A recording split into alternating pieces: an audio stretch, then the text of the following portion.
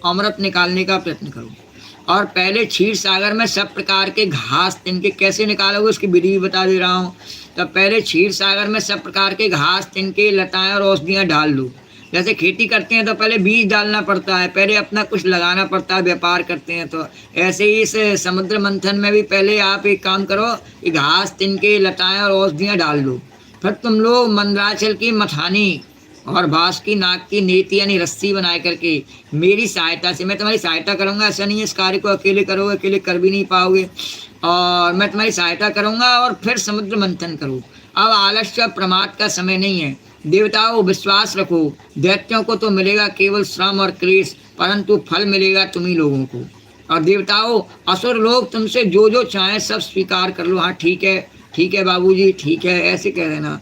और शांति से सब काम बन जाते हैं, क्रोध करने से कुछ नहीं होता है। और पहले समुद्र से कालकूट विष निकलेगा, और पहले जब कोई भी कार्य तुम करोगे कठिन, तो उसकी कठिनाई रूपी जो विष है वो निकलेगा, तो उससे डरना नहीं। और किसी भी वस्तु के लिए कभी भी लोभ नहीं करना, जो भी चीज़ निकले उसमें से नहीं कि मैं लूँगा, ऐसा मत कहना, समझ गया।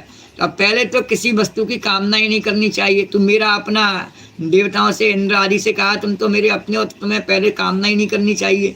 और परंतु यदि कामना हो और वह पूरी न हो तो क्रोध भी तो करना ही नहीं चाहिए। और यदि कामना हो, मान लो किसी प्रकार से पूरी नहीं हो पावे वह, तो क्रोध तो करना ही नहीं चाहिए। कोई जबरदस्ती तो है नहीं हमारी हर कामना पूरी हो जावे, इसलिए क्रोध बिल्कुल भी नहीं करना चाहिए। बोलो द्वारकाधीश भगवान की जय।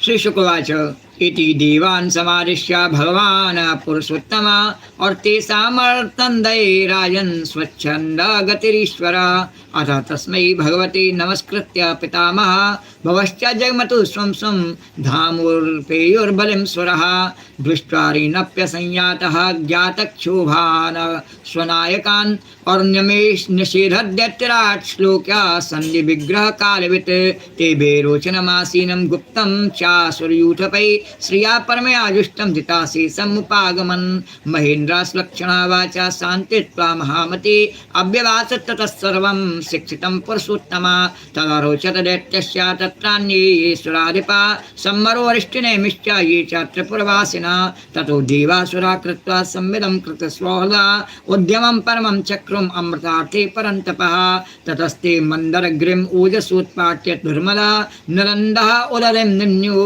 सक्तः परिगवाहवः दूरभारोद्वस्नान्ता शक्रभैरोचनालया अपारयन्तश्यं बोधुं विवसा बिजुपतिः निपन्तश्यः गिरिस्तत्र बहूनं मरदानवान् चूर्णयामास मेहता भारेण कनकाचलः।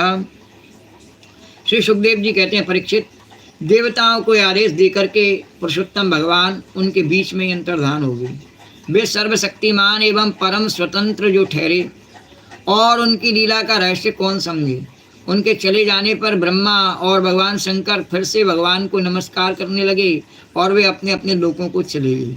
तदनंतर इंद्र आदि देवता, जिन्हें भगवान ने सिखा दिया कि तुम जाके उनसे मित्रता कर लो दैत्यों से, तो वो बलि के पास में पहुँचे और देवताओं को बिना अस्त्र शस्त्र के सामने आते देख करके और दैत्य सेनापतियों के मन में बड़ा क्षोभ हुआ। अरे इस समय तो हमें निश्चित मार डालते, पर क्या करें, हमारे राजा बलि ने आज्ञा नहीं दे रखी। उन्होंने देवताओं को पकड़ लेना चाहा, परंतु दैत्यराज बलि ने रोक दिया। उन्होंने कहा कि वो संधि और विरोध के अवसर को जानने वाले थे एवं पवित्र कीर्ति से संपन्न थे। उन्होंने दैत्यों को वैसा करने से रोक दिया। बोले तुम ऐसा नहीं कर सकते हो, हम इनसे जानेंगे क्यों आए। तो इसके बाद देवता लोग बलि के पास पहुँचे, उनको जाने दिया गया वहाँ तक, बलि के पास तक। बलि ने तीनों लोगों को जीत लिया था।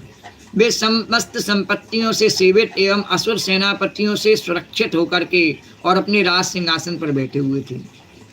बुद्धिमान इंद्र ने, जैसे भगवान ने सिखाया था, उसको बड़ी मधुर वाणी से समझाते हुए राजा बलि से वे सब बातें कहीं जो भगवान ने सिखाई थी कि हमें और आपको मिलकर समुद्र मंथन करना चाहिए, बहुत सारे रत्न निकलेंगे और जिनसे हमें बहुत लाभ होगा और लक्ष्मी प्राप्त हो गई।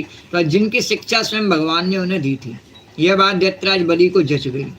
वहाँ बैठे हुए दूसरे सेनापति संवर, अरिष्टनेमी और त्रिपुर निवासी असुरों को भी यह बात बहुत अच्छी लगी। तब देवता और असुरों ने आपस में संधि समझौता करके मित्रता कर ली और बोले, परीक्षित, ये सब मिलकर के अमृत मंथन के लिए